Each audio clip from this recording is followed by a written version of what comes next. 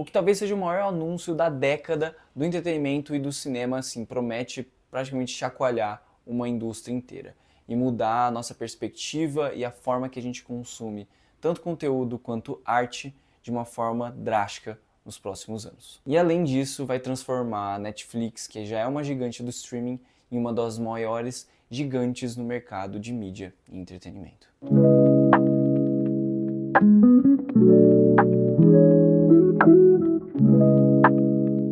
Na manhã desta sexta-feira, no dia 5, a Netflix acabou de anunciar que eles saíram vencedores de uma grande concorrência, de um grande leilão entre a Paramount e a Comcast pela compra da Warner Bros. Discovery.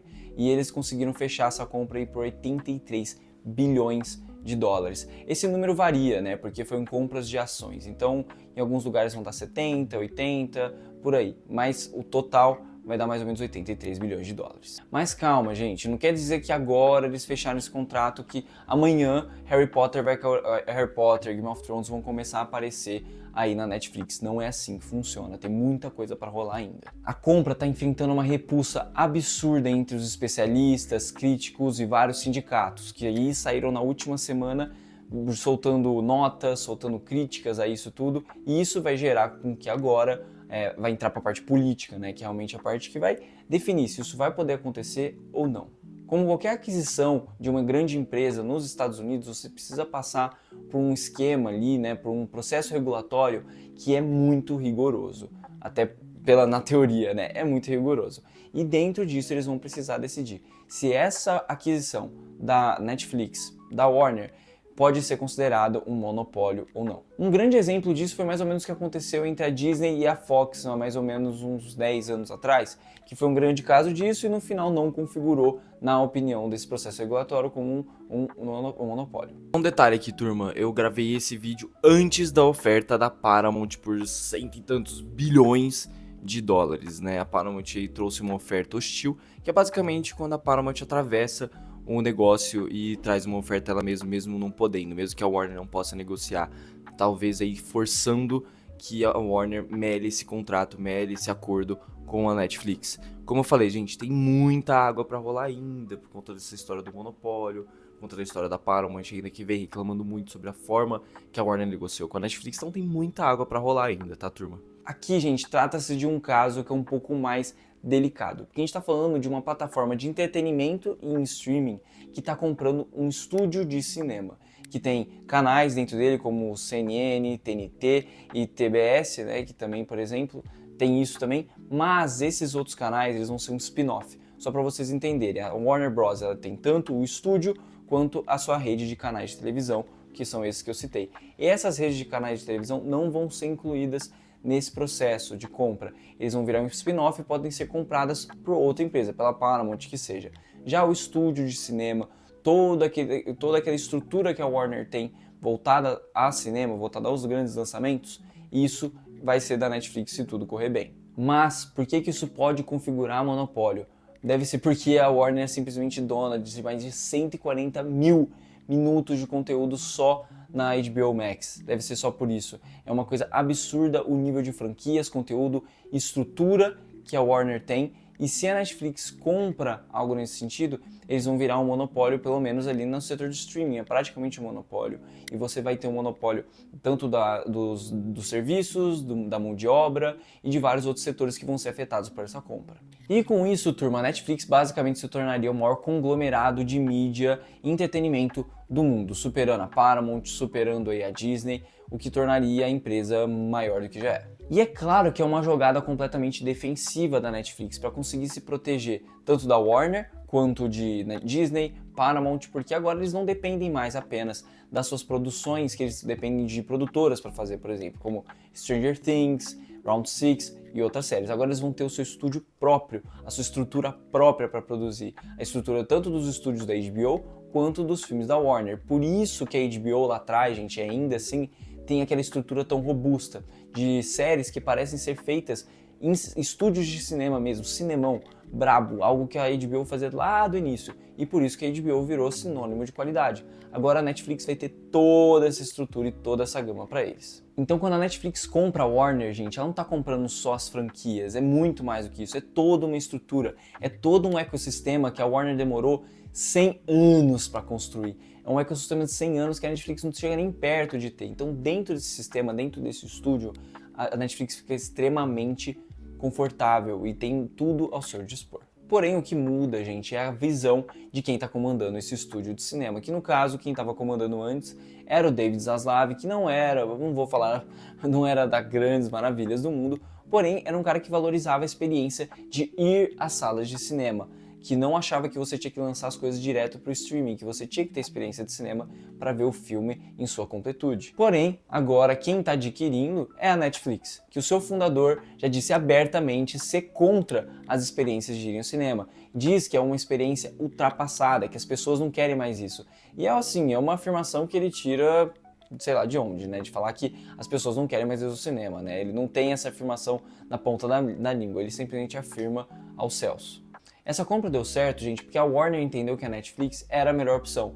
Obviamente, em dinheiro, a Netflix pagou mais do que a Paramount, por exemplo, mas o que mais atraiu foi que o David Zaslav e o Ted Sarandos, né, eles se deram bem durante a conversa. E segundo fontes, né, dizem que o Ted Sarandos prometeu ao David Zaslav que manteria os lançamentos da Warner no cinema. E dentro dessa grande promessa que a gente tem de que os filmes vão continuar sendo lançados no cinema e que também tudo vai mudar, né? A forma que a Warner é comandada vai mudar. Vamos fazer um exercício aqui comigo? Se tudo der certo, se passar por esse processo regulatório, o que acontece? O que muda para Hollywood? A HBO Max será extinta? A HBO, a marca HBO vai ser extinta? O que vai acontecer daqui para frente? Os filmes da Warner realmente vão ser lançados no cinema ainda? O que vai acontecer?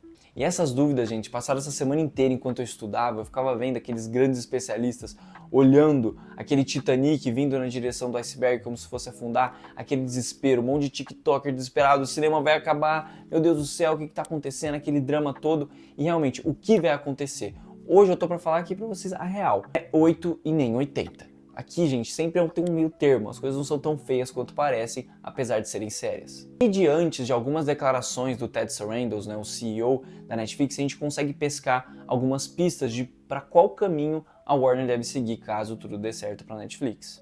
Abre aspas para o Ted Sarandos. Não é que tenhamos oposição à exibição de filmes nos cinemas. Minha principal objeção são os longos períodos de exclusividade, que não consideramos muito favoráveis ao consumidor. Ou seja, o que ele está falando aqui de período de exclusividade é a exclusividade de passar nas salas de cinema, tá bom, gente? No entanto, quando falamos em manter a HBO praticamente como está, isso também inclui o contrato de distribuição da Warner Bros., que prevê um ciclo que começa nos cinemas e continuamos a apoiar. Mas nosso principal objetivo é levar filmes inéditos aos nossos assinantes, porque é isso que eles procuram. Então, traduzindo os COAs dele. Os filmes da Warner vão continuar passando no cinema? Sim, eles vão, mas com uma janela de exibição mais curta. Hoje em dia, os filmes da Warner eles ficam durante mais ou menos 90 dias nas salas de cinema. E agora devem passar para mais ou menos de 45 a 60 dias. É uma mudança bem drástica. E segundo a Netflix, entre aspas, é isso que o consumidor quer. Claro, é o consumidor que não está querendo tirar o pijama para sair de casa para assistir filme.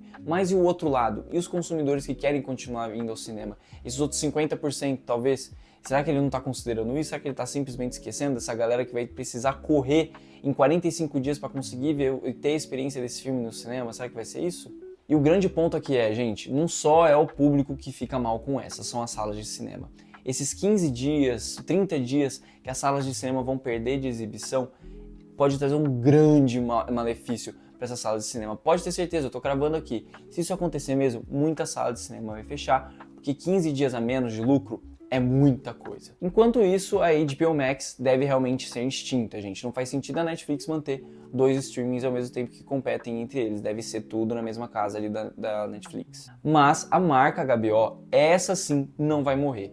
Até porque, como eu falei, gente, a marca HBO sempre foi um sinônimo de qualidade. E para a Netflix ter essa marca dentro do seu streaming, assim como a Disney Plus fez com, por exemplo, Star Wars, Marvel, vai ser uma marca dentro da Netflix. Muito provavelmente seria uma burrice extrema da Netflix se eles matassem essa marca. Agora, gente, o que resta saber é se a Netflix vai ter a paciência que a HBO Max sempre teve com seus conteúdos. Eu não sei se vocês vão se lembrar disso, mas, por exemplo, White Lotus. White Lotus, a primeira temporada, gente, demorou a estourar.